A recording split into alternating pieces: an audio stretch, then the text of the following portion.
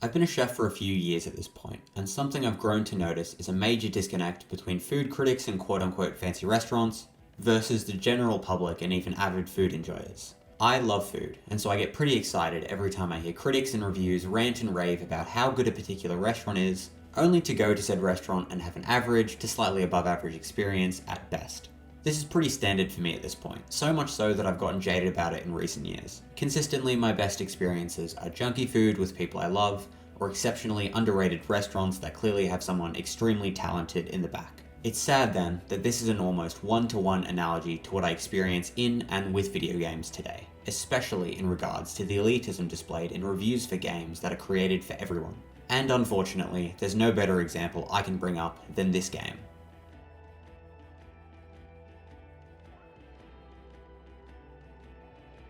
Disco Elysium was released in 2019 by developer Zaum and the much improved Final Cut as a free update in 2021.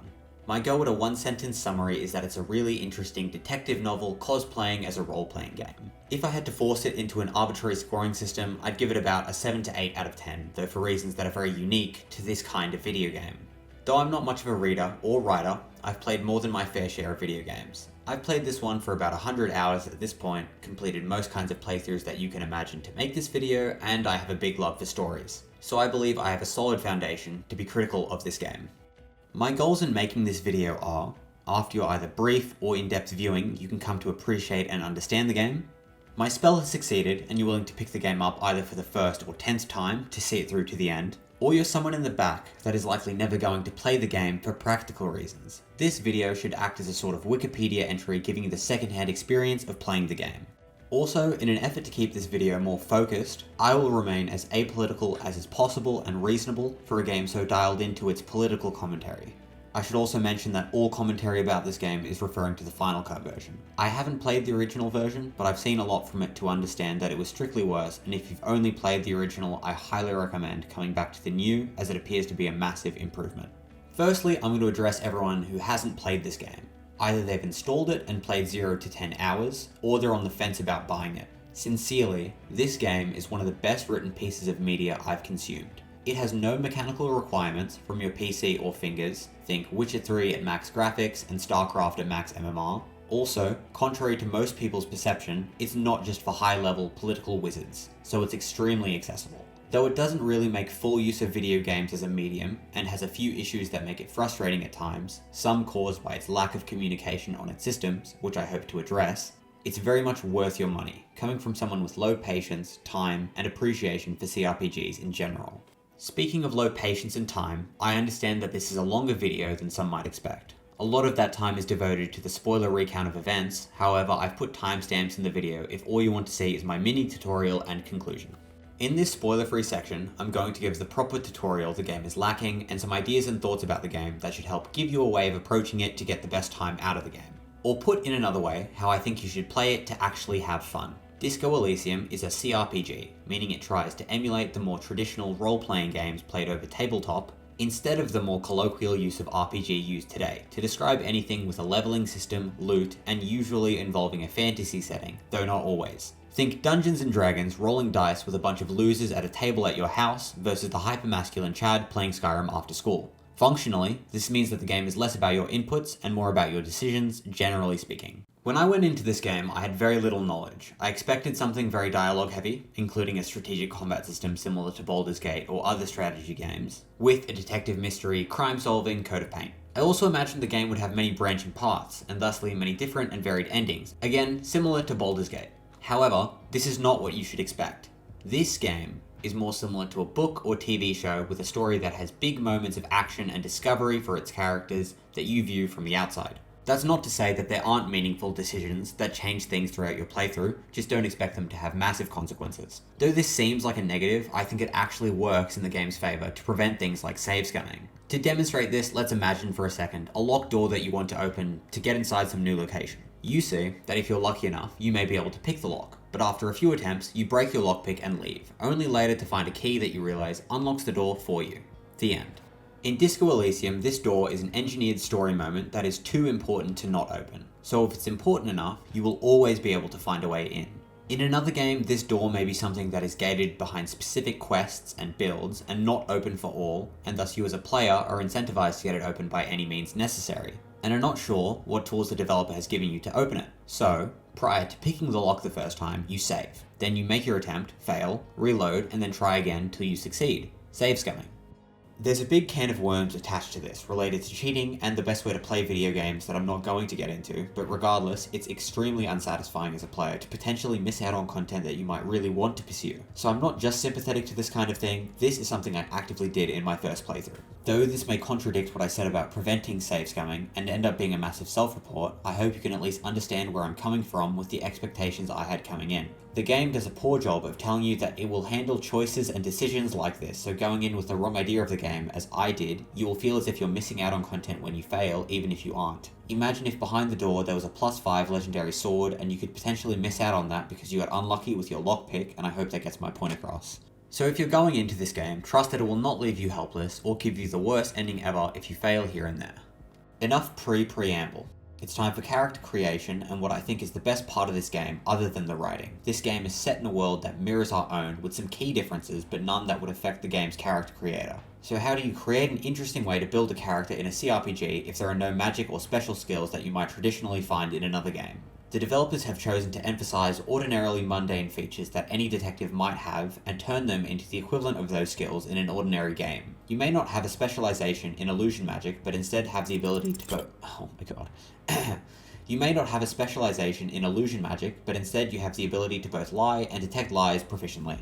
There are 4 main attributes: intellect, psyche, physique, and motorics. Each of these split into 6 unique subskills that are well fleshed out and flavorful. So much so that these are basically 24 unique characters that will act as voices of insight throughout your interactions. Another primary mechanic of the game are its varied forms of skill checks that are directly influenced by how you approach the attributes and skill system. These skill checks are as follows: passive in-world checks, passive notice things in interactions checks, and both red and white active checks. Bringing this back to the door example, but being a bit more specific to how the game might handle it, noticing you may be able to pick the lock on the door would be a passive check from, say, your interfacing skill. The success of these checks is, as you would imagine, determined by the amount you have invested in a given skill. Then, from those passive checks succeeding, your character now has the option to use your hand-eye coordination skill to be able to make the attempt to pick the lock. These being the white checks, those that you would reasonably be able to try again, though usually at a slight cost, and red checks, situations involving things that you may not be able to try again, usually more serious with higher stakes.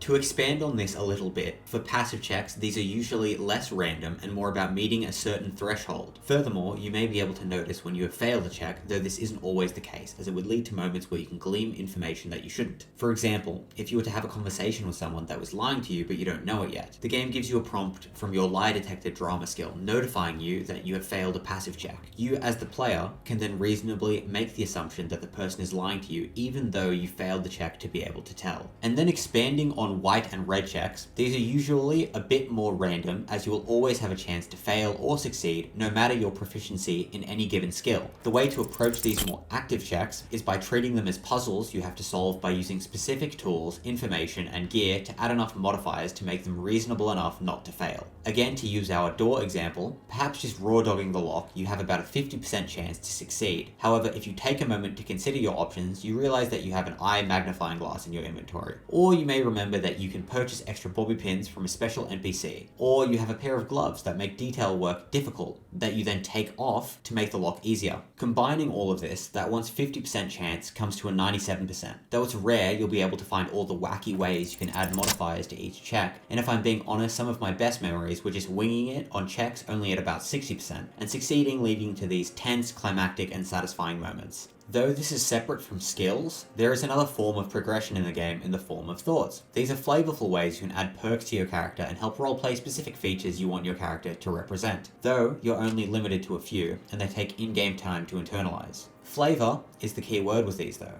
Some may be strong, none however are game-breaking, and usually will have some slight drawback to them. That being said, them being flavorful is not a bad thing, as it helps to push the player into creating a unique persona for you to roleplay. Trite.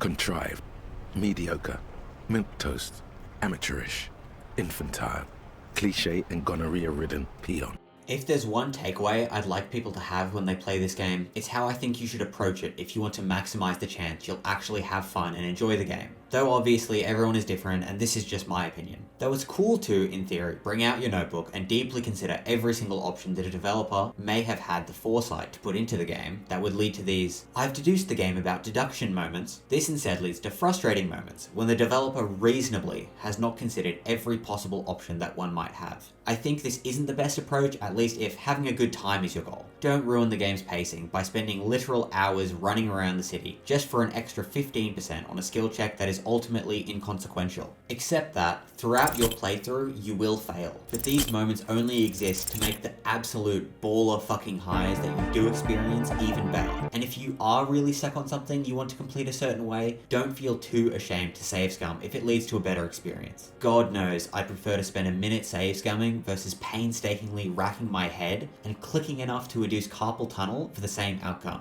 The game is full of insane wacky antics that are a real treat to see, turbo buffed by the game's incredible writing, leading to what I would describe as a cool game that's a bit boring at times, with these insane cathartic highs, which is all the more impressive considering that there is no combat whatsoever in this game, and no complex series of inputs you need to progress. Now one last thing, to those that haven't played, though you might consider this a slight spoiler and something that might ruin immersion a little bit, if you're watching even this section of the video you're already doing that to the same extent that this spoiler would do. And this is all information I think I would have appreciated on my first playthrough. The game is broken up into days. Though nothing is taken away on each new day that comes, new things are added. The biggest of these is the map that doubles in size after the third day. Or a better way of putting it is that a certain part of the map can't be accessed till the third day. You might have a quest that needs you to go to said part, but no matter what you do, there is no way for you to access it till the third day. If you play games thoroughly, you will complete almost all the content in the first half of the map long before day 2 ends, and will be aimlessly wandering around Martinez looking for more.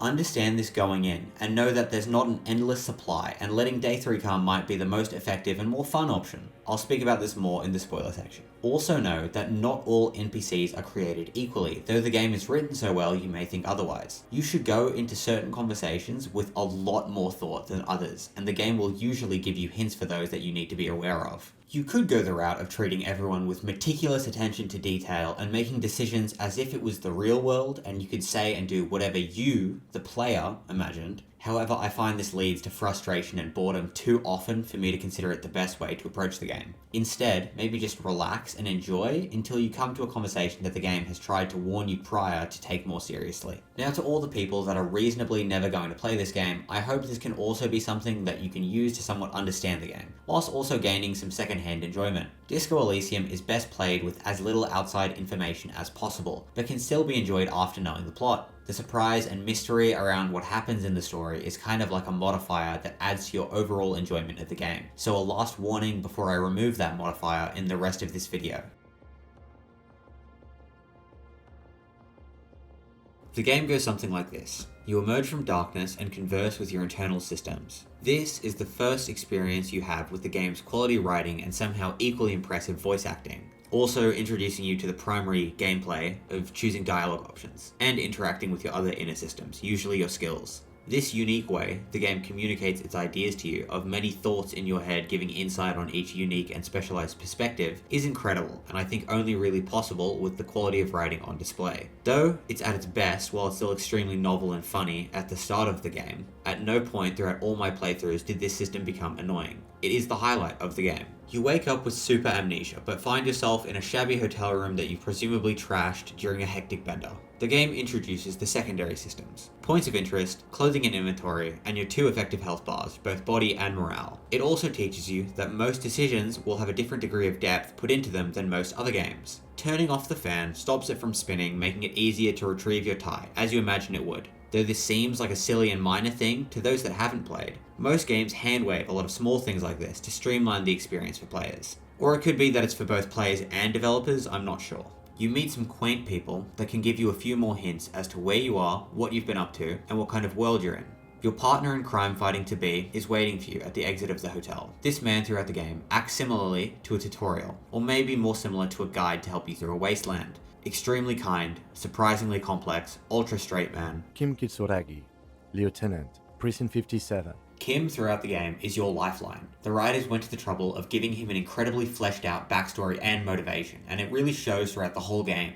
It's incredibly rewarding to become invested enough in this guy that you understand what he's all about, as it leads to many moments of retroactive depth that throw away remarks you wouldn't have thought twice about initially. But back to it. Kim is apprehensive about having you as a partner, but you two join forces in getting a brief overview from the manager before heading outside to investigate the body.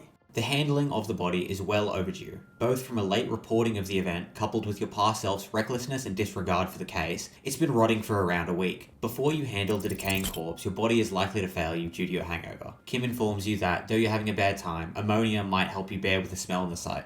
This is the game reiterating the lesson earlier from the Tie and the Fan about skill checks and modifiers. Though this is a cute way of contextualizing the tutorial, I still wish a more in-depth one had been provided, though at the cost of some immersion maybe. Upon returning with the ammonia, or just getting your shit together, you can begin to investigate. Apart from the bruises onset by the expressive teenagers on the crime scene, you can see that the man is slung from the tree by a thick industrial-grade belt, making the task of getting him down for a more direct inspection more difficult than just get him down.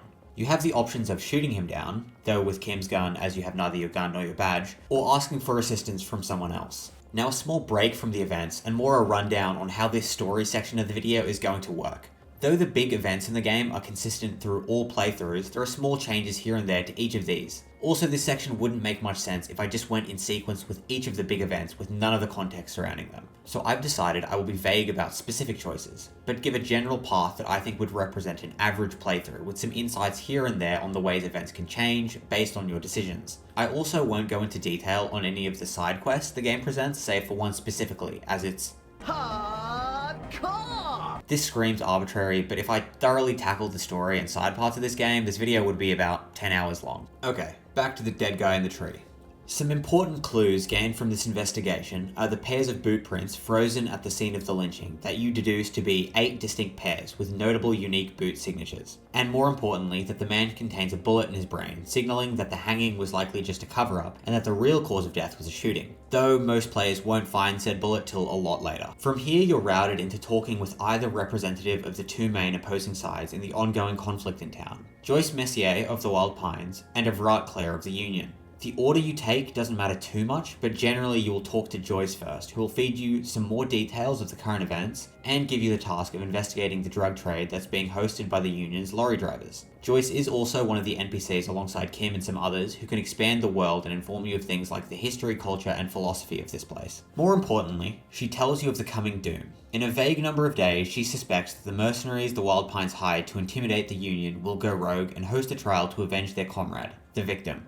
This is the game's way of putting pressure on the player to solve the case as quickly as they can. Obviously this conflicts with all the side content the game wants you to engage in, but characters will routinely berate you for not focusing all your attention on the case, which is a nice touch, though it is just lampshading. Before you get to Everett, you first need to find a way there, either through a confrontation with Measurehead or a poorly communicated jump off of a roof. Everett is easily my favourite of the boss encounter NPCs in the game that really does reward a player that's thoughtful and thorough. The game also does a good job communicating that he is someone you should take more seriously than other characters. Though my first time encountering him, I had a terrible time and failed at almost every point possible, I felt this was my fault as I didn't take the multiple hints from the game. However, after this in combination with other conversations on my first day that ended terribly, I decided to take literally every conversation path seriously, which majorly killed my enjoyment on my first playthrough. Through Everett, you learn more about yourself personally, things like your name and how truly powerless you are, as well as, more importantly, the kind of police officer you want to be, through things like how you handle bribes and use your authority. The only thing I don't like about Everett is how you are gated from what I would consider as important content from him unless you succumb to his wishes, which could be seen more traditionally as an evil option.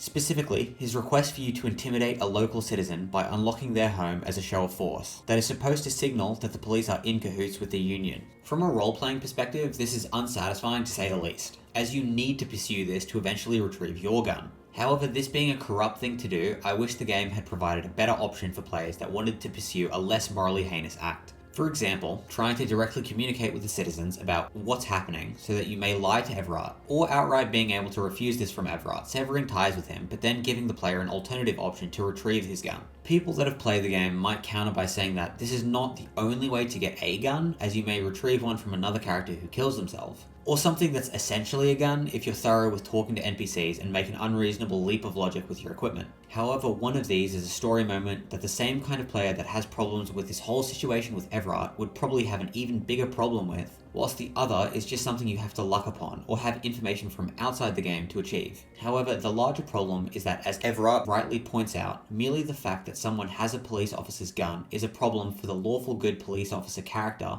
that many players will roleplay on their first playthrough at least. It poses a danger to the specific individual who may not have the required training to handle a firearm, or may be a child that doesn't understand the ramifications of owning such a weapon. Or even worse, what you learn is the case, is that an extremely unstable, mentally ill woman has the gun and is essentially cosplaying being a police officer at the risk of all the citizens of Martinez. I understand this is just me complaining that developers didn't add more content and more options, which is kind of unreasonable. I also understand that they're probably trying to show that there isn't always a morally good option, in line with a more realistic approach to the story. But I think this actually ends up being less realistic, because the fact that you cannot pursue this side quest unless you break the consistency of a lawful good character, even though it would be more reasonable for you to find clues to the whereabouts of this individual, or follow breadcrumbs to them when you're literally an entire CSI ballistics unit in one man, seems silly to me. This is a reasonable amount of stuff most players will have done on their first day. More or less may have happened, and certain story beats may be swapped for others, as is the nature of this kind of game, depending on a million different factors.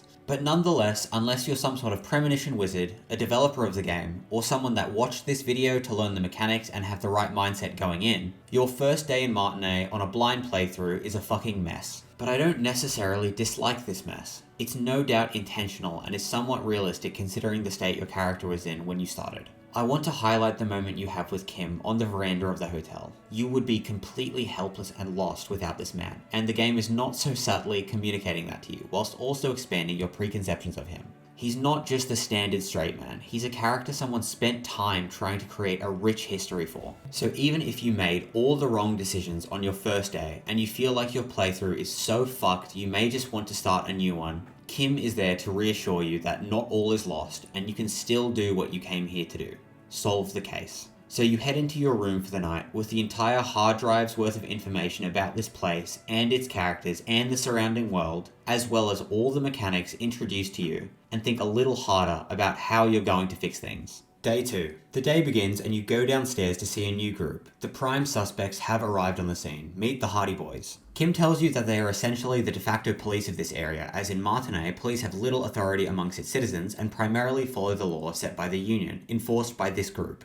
He also recommends you to come back later when you have enough information to confront these people confidently. This, similarly to Everard, is how the game communicates that this is a more serious encounter that could benefit from doing a lot of the side content. However, to coincide with my first playthrough's very thorough day 1, and for making the timeline easy to follow in this video, we will confront Titus and his boys right now. The initial confrontation with the Hardy Boys shows you that they're willing to confess to the murder charges as a group, making things more difficult than they would be if it was a single perpetrator. From your initial conversation with Titus and the gang, you learn that the victim wasn't innocent and was terrorizing the town by being aggressive and a sexual deviant harassing women. Specifically, the rape of a woman, Class J, who was the woman you initially met outside your hotel room, acted as the primary motivation for them killing him that night. I'm personally filling in some blanks here and there for the story I'm trying to tell. The player might initially not know about the bullet in the corpse and might instead think that the primary cause of death is through hanging. I don't really think this matters, as most players will suspect that the Hardy Boys aren't actually the killers, and this is instead just a red herring, as it's too early in the game story for the killer to be found. As a player, there's now a very large, intricate puzzle building in your head. Whether what the Hardy Boys are saying is true, whether you should side with the Union or the Wild Pines, your own character's past, and the numerous side quests going on.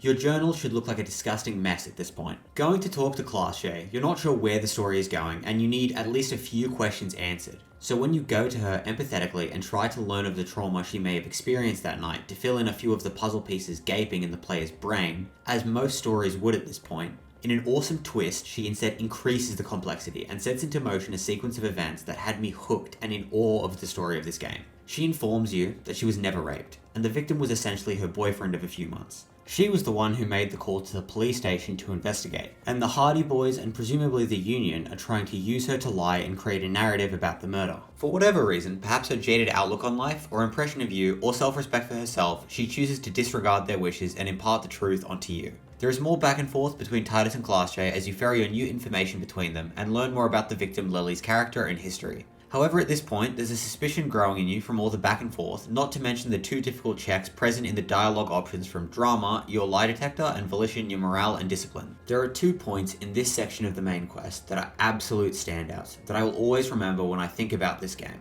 They are easily in the top 3 moments this game creates, and one of them is from succeeding your Volition check. You look into her eyes and begin a deep inner dialogue with yourself as your Volition whips its massive dick out and tells you that you are being manipulated. This woman is adept at using her charisma and intellect to charm you enough that every part of you wants to accept her and all that she may have done. Volition will tell you in a massive twist that you can no longer trust what your inner thoughts are saying to you. Even something as solid as your logic, but more importantly your drama skill, are compromised. You're all alone with nothing but your Volition and have to actually think for yourself, as in you the player. You kind of felt like it earlier in the game with certain skills, that you shouldn't trust everything they say in every moment, an example being almost anything Half-Life suggests, but at least subconsciously you trust some skills a lot more than others. For me, these were logic, empathy, suggestion, and rhetoric, but most importantly, drama. The game describes this as your lie detector skill, so thinking about it as a system in a video game, you believe this is the game's way of communicating to you that someone is lying. This even comes up with Class J, as there are moments where Drama will literally tell you that she's telling the truth when she isn't.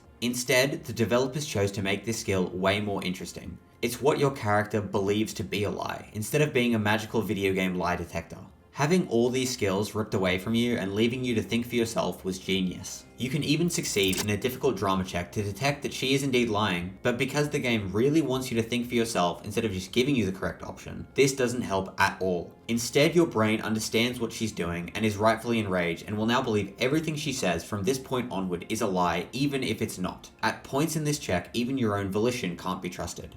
She explains that she's a fugitive from the government for corporate espionage. Lely got shot that night while they were drunk and having sex. She doesn't know who did it, but it wasn't her or the Hardy Boys. After he got shot, she ran downstairs to ask for help when the actual leader of the Hardy Boys, a girl named Ruby that you haven't encountered yet, came up with the plan to cover up the death as a hanging motivated by the recent war between the Union and Wild Pines. Class J is on the run and doesn't trust anyone, hence the rationale for lying multiple times in the first place. You get to choose what you think and what course of action you should take with her. Kim, just like your thoughts, is compromised and therefore can't be trusted with any guidance. After Class J and all this new information, you can go down the stairs to the second of the top 3 moments in the story that I will never forget. Your Ace Attorney courtroom scene with the Hardy Boys. All this running around back and forth between parties and all this new information you've gotten, keeping in mind that I've omitted quite a few things, haven't mentioned any of the side stuff or secret entrances, as well as the millions of combinations of orders you can do this quest in, leads you back to question the Hardy Boys for a final time. Using a combination of conversational skill and intelligence, you poke and prod at the group of men who've been insulting you at every point until you manage a large enough crack for the mother of all authority checks. Funnily enough, failing this check can lead to you using Kim's gun to kill yourself in front of them all, but if you succeed, you break their story wide open, targeting weak links amongst the group and forcing Titus to bend to your will. I can't say why, as theoretically the Class J moment from earlier should be more compelling, but the dialogue in this scene was so immensely satisfying the first time I played that I was yelling things like a sports fan, and had the stupidest grin on my face that still persists on any of my playthroughs. Titus confirms the story from Class J and with a little bit of convincing informs you about the missing 8th member of the Hardy Boys, Ruby, who after this whole ordeal went on the run. He can't say specifically where she went, but will tell you enough about the night that she now becomes your prime suspect in the case. The game's map is split into 2 halves. Only the first half can be explored on the first 2 days, but on the 3rd day the whole map opens up, essentially save for one small area. This is justified in-game by your character smashing a bridge with his car when you arrived on the scene and began your bender.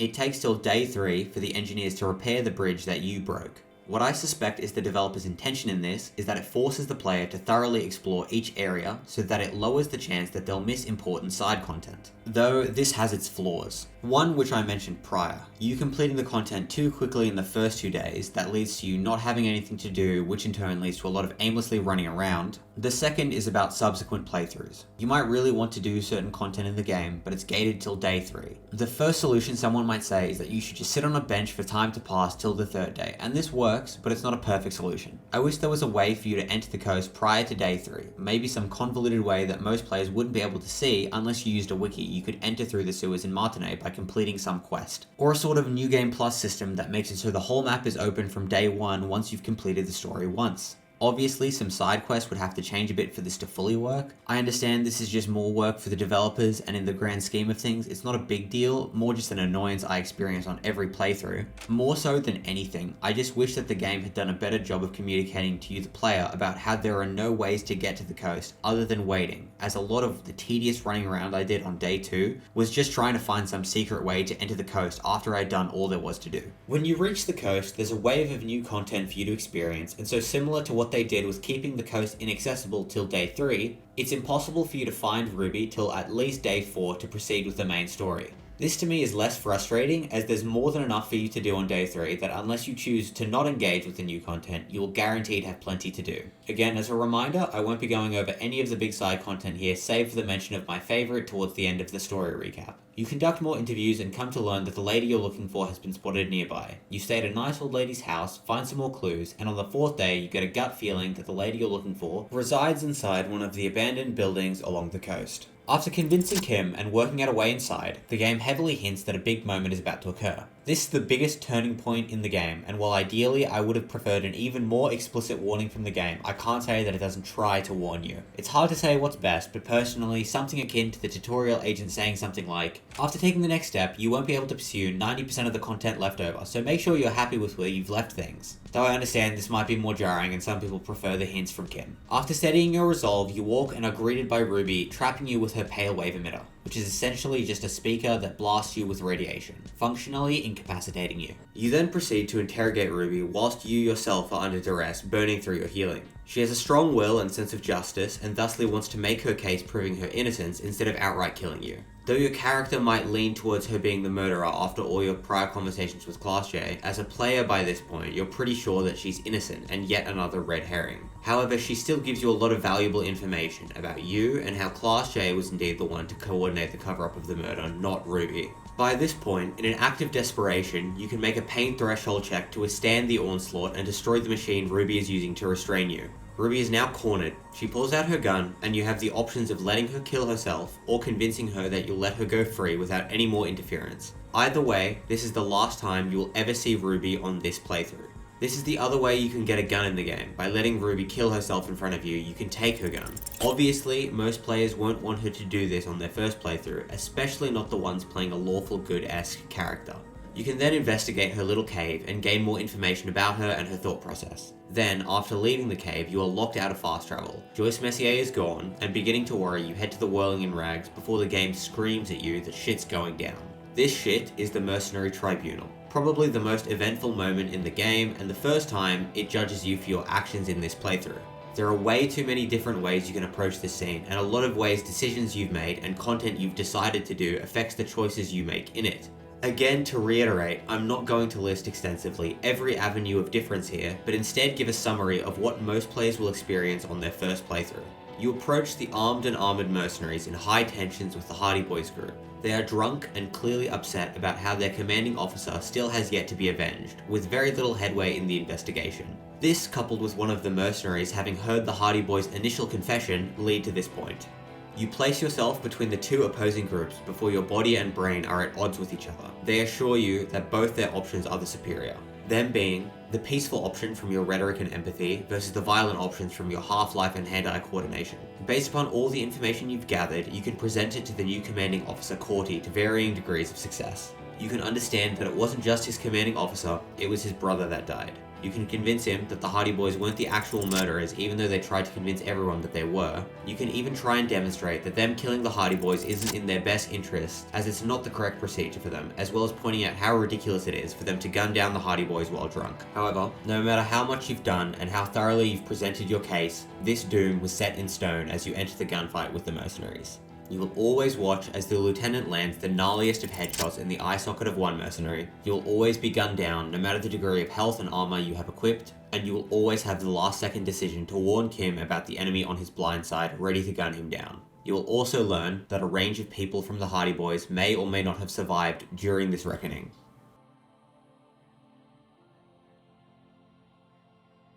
This is a very difficult thing to judge from the outside looking in. There's clearly a lot of thought put into it, and there were deliberate choices by the developers to omit certain outcomes. I'm definitely not qualified enough to say whether something like the option to save everyone and bring global peace should have been available. More so than any other part in this video, this is the part to take with the largest grain of salt and realize it's just my experience with the game. I wish that there had been the option for a peaceful resolution based on how the game presented itself. This ties into what I mentioned at the start of this video, that being expectations and what I think is a lack of communication from the game as to what they should expect. This point in the story is easily the most violent and serious moment, and what you would probably expect, unless you know better, to be the moment where things may branch the most in this style of game. However, you can't ever save everyone. People will always die, you will always get shot, Kim will always get shot. In the game's favour, this is probably more realistic and tells the story that you don't have as much power as you might think, like an anti-butterfly effect, whilst also letting the developers have a more concrete idea of what the ending will look like for most players. However, in my opinion, things like you being able to make huge scientific breakthroughs, not being able to find a mentally unstable woman with your gun without help, breaking through the Hardy Boys in Class J, withstanding Ruby's trap, teleporting, and perfectly visualizing crime scenes in your head are all examples of things that are at least on par with the idea of you being able to delay the mercenaries from going on a killing spree till they're at least sober. And contextually, this is an RPG with a heavy emphasis on story that are known for branching paths like this. Even just the idea of having different stats and attributes usually implies you being able to solve problems with skills you've invested in. Think of a dragon in D&D. If you created a character specialized in sneaking and have been playing the whole campaign like that, only to find out that the DM forces you to fight it, and there's literally no other option than to fight, would suck, because you haven't had any moment that hinted at this prior, and because of the seriousness of what you're dealing with, the huge consequences can leave you feeling like you just got fucked without warning. Another self-report moment. After my first playthrough, in which I admittedly did fairly well and did most of the side content leading to an almost minimum number of deaths during the tribunal, thinking I had gotten a sort of bad end scenario and failed miserably, I decided to delete my save and start from the beginning. After this moment in the game, you are roughly around 85% done, and to the game's credit, it did such a good job of developing its characters and world that I wanted so badly to save everyone. And when I couldn't, I felt incredibly defeated and frustrated. To the extent I did something as drastic as this is a testament to the writing and other successes in this game. However, I wish that the game had done a better job of communicating that there was not much else I could have done. Examples I think that support the opposite are the day tracker skipping a day that you were unconscious. This to me implies that there would have been a way that you could experience the last day, else why not just wake up the very next day? Kim's dialogue and attitude after the event implying that there was probably more you could have done. And finally, the way the tribunal always ends with you becoming unconscious. To me, this signals some sort of fail state, so automatically you think that there's a way you could experience what happens if you don't fail. However, this is like a boss fight that you can never win. Some sort of message from the game earlier or after the tribunal mentioning that sometimes peace isn't always an option no matter what you might think, and trying to minimize the damage the best you can do might have put my mind at ease and stopped me from wasting so much time. After you wake up with likely Kim beside you in low spirits, you try to reevaluate the case and what evidence you have to come up with some new leads. You go back to where the shooting took place and reassess the points of interest you had previously considered when looking at this scene. The next likely option is for you to investigate the island, the area you were forced not to be able to go to until this point. Most people will be fairly upset with this, as you have always known this to be a possibility, to the point you've had a tiny box always unchecked in your quest log of investigate a shooter's potential location at the island, but never until utterly defeated suddenly are given the option to investigate. Obviously, the reason you can't do it is that the moment you can enter the island, you will establish who the killer really is, which removes any sort of potential mystery trying to guess the killer among the people you've interacted with. Some people might be upset by this and wish that the killer could be someone you could reasonably deduce. However, I think this goes against the more realistic story the game by this point is clearly trying to tell. You hop on a boat, blast your tunes with Kim, and venture to the island. This is where you find the killer, an old man hidden away, surviving off of next to nothing for 40 years. Just fueled with the rage against the system he fought so hard to prevent. Though initially, he will never explicitly admit his crimes and mostly just make fun of you and your role. With some final dialogue prodding, you get him to confess and understand he has some form of mental illness that, coupled with his anger and lust for Class J, created the perfect storm for the murder. There's also a moment with a weird telepathic bug. You and Kim head back to the island and have essentially finished the game, but not before it makes its final judgment of you.